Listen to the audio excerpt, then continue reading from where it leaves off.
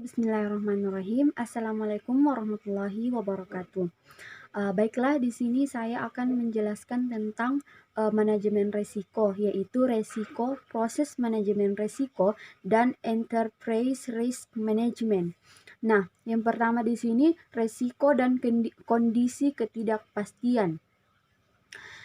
Terus di sini itu definisi lain yang sering dipakai untuk analisis investasi adalah kemungkinan hasil yang diperoleh menyimpang dari yang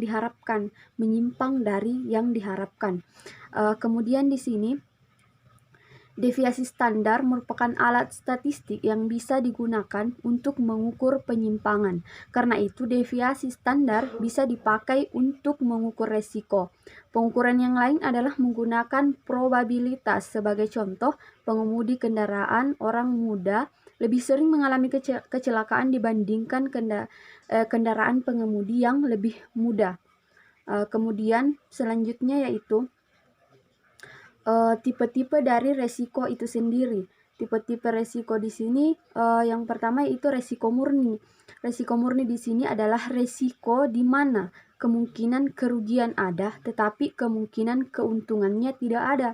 Nah, kemudian yang kedua yaitu resiko spekulatif, yakni resiko yang di mana kita mengharapkan terjadinya kerugian dan juga keuntungan. Maksudnya kita menginginkan dua-duanya, kerugian maupun keuntungannya.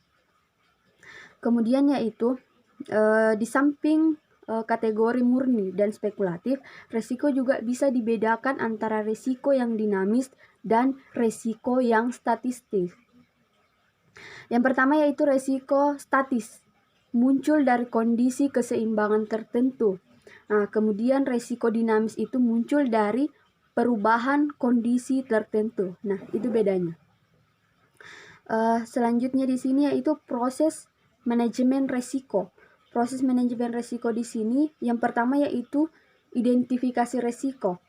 Identifikasi resiko dilakukan untuk mengidentifikasikan resiko-resiko apa saja yang dihadapi oleh suatu organisasi.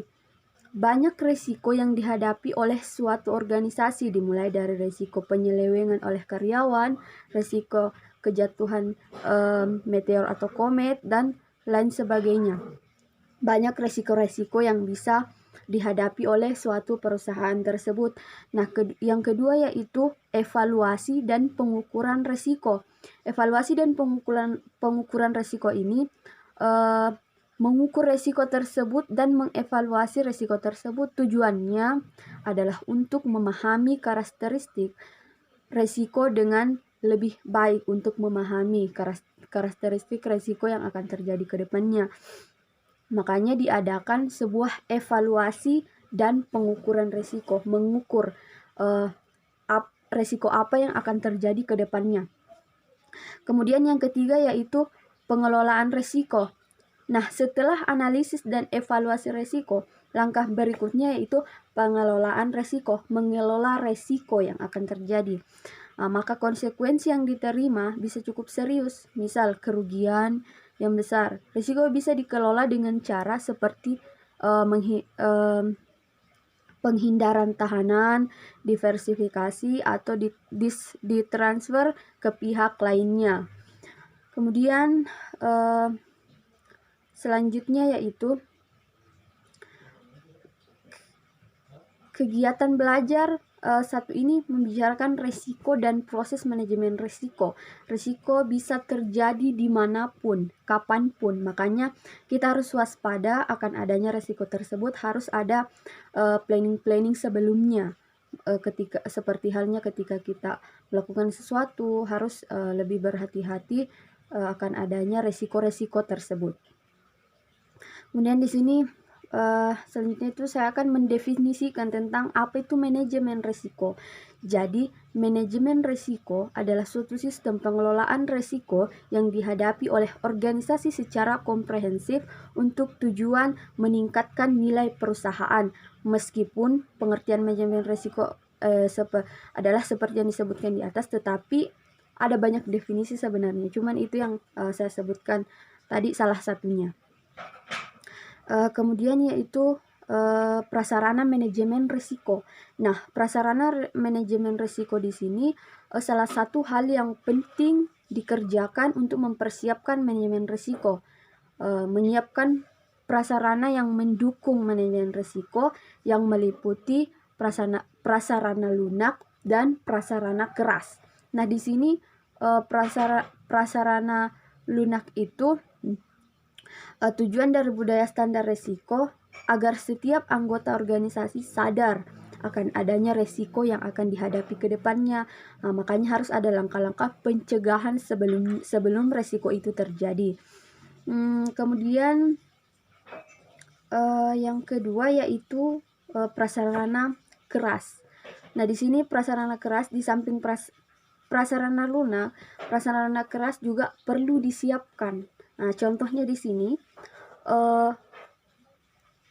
ruangan perkantoran, komputer, dan prasarana fisik lainnya. Prasarana fisik tersebut perlu dipersiapkan agar pekerjaan manajemen risiko berjalan sebagaimana mestinya, sehingga bisa mengurangi resiko-resiko yang akan terjadi. Kemudian selanjutnya yaitu proses manajemen risiko. Nah, di sini proses manajemen risiko yang pertama yaitu perencanaan.